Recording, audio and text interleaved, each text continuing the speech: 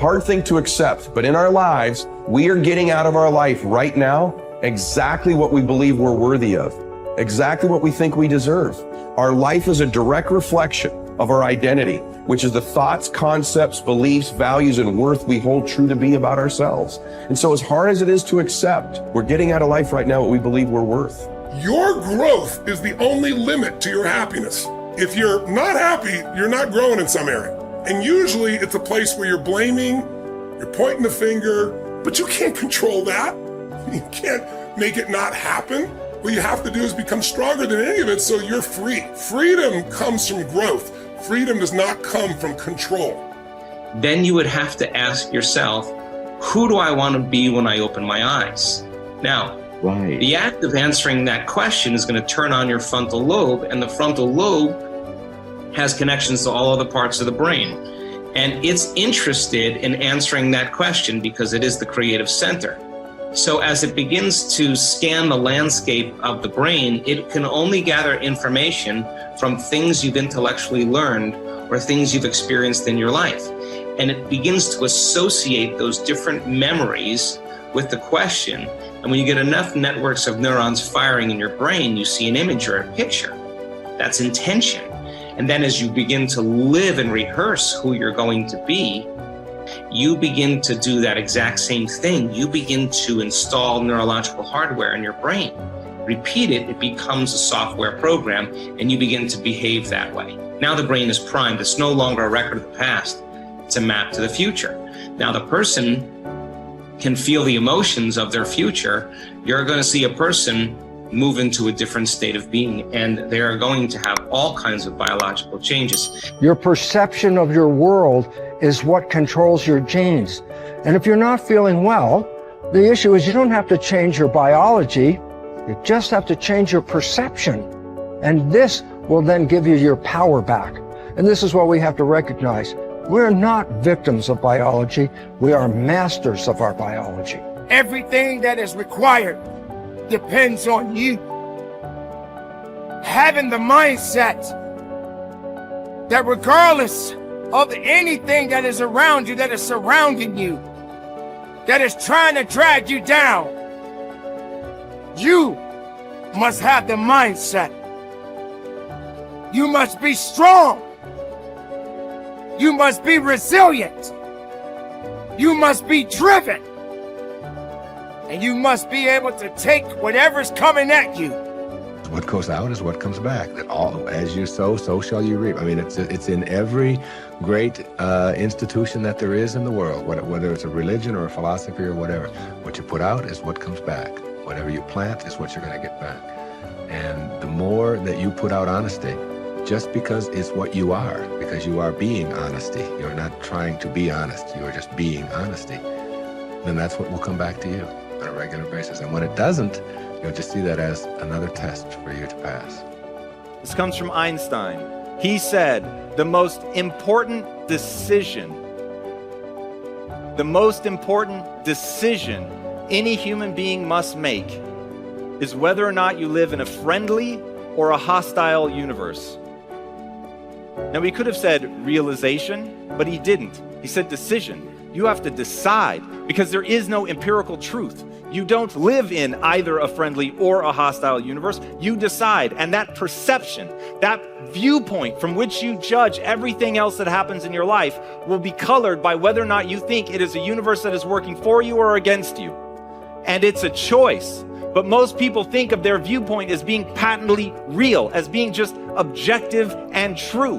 And so they never stop to question the fact that they actually decided that at some point, either because their parents acted in accordance with that it was either hostile or friendly, and they just absorbed that, or their friends or the people that they work with or whatever. But somewhere along the line, they came to believe that they live in either a friendly or a hostile universe. But you could change right now. Right now, you could make a different decision. And if you believe that the world is working against you right now, you could choose to believe that it's actually working for you. And in making a fundamentally new and different assumption, it empowers you to move forward. And this is something that I will repeat in this talk. The reason that matters is human beings do not invest energy in things that they don't think will yield a result. When you set goals, when you have an intention on something that you want to change about your life, your brain helps you. What it does is it opens up a checklist, and then your brain goes to work trying to remind you of that intention that you set. And it's really important to develop the skill,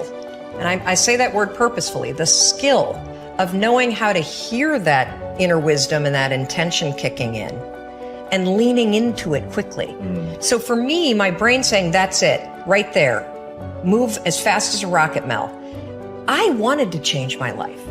And I think most people that are miserable or that are really like dying to be great and dying to have more, we want to change. We want to live a better life. We want to create more for our families. We want to be happier. The desire is there. Again, it's about how do you go from knowledge to action. So the first thing in this story that's important is realizing that the answer was in me. And my mind was telling me, pay attention. Could have also been the bourbon. I had a couple of Manhattans that night. But anyway, the next morning, the alarm goes off, and I pretended NASA was there. It's the stupidest story. I literally went 5, 4, 3, 2, 1. I counted out loud, and then I stood up. And I'll never forget standing there in my bedroom. It was dark. It was cold. It was winter in Boston. And for the first time in 3 months, I had beaten my habit of hitting the snooze button. I couldn't believe it. And I thought, wait a minute. Counting backwards? That is the dumbest thing I've ever heard in my entire life. Well, the next morning I used it again and it worked. The next morning I used it again and it worked. The next morning I used it again and it worked. And then I started to notice something really interesting. There were moments all day long, just like that 5-second moment in bed, where I knew, knowledge, what I should do. And if I didn't move within 5 seconds, my brain would step in and talk me out of it. Every human being has a 5-second window, might even be shorter for you. You have about a 5-second window in which you can move from idea to action before your brain kicks into full gear and sabotages any change in behavior. Because remember, your brain is wired to stop you from doing things that are uncomfortable or uncertain or scary. It's your job to learn how to move from those ideas that could change everything into acting on. Take action. When you start to walk, talk, dress, and behave like the top people, you soon begin to feel like the top people. You will treat other people like the top people do. You will work the way the top people work. You will start to get the results that the top people get. In no time at all, you will be one of the top people yourself. It may be trite to say, fake it until you make it, but there is a lot of truth to it. Your main job in life is to create the mental equivalent within yourself of what you want to realize and enjoy in your outer world. Your focus must be on creating the beliefs within yourself that are consistent with the great success you want to be in your outer world. You achieve this by challenging your self-limiting beliefs, rejecting them, and then acting as if they did not exist. You reinforce the development of new life-enhancing beliefs by increasing your knowledge and skills in your field to the point where you feel equal to any demand or challenge. You accelerate the development of new positive beliefs by setting bigger and more exciting goals in every area. Finally, you act continually as if you were already the person that you desire to be. Your aim is to reprogram your subconscious mind for success by creating the mental equivalent in everything you do or say. Make a decision this very day to challenge and reject any self-limiting beliefs that you might have that could be holding you back. Look into yourself and question the areas of your life where you have doubts about your abilities or talent. You might ask your friends and family members if they see any negative beliefs that you might have. Often, they will be aware of negative self-limiting beliefs you have that you are not aware of yourself.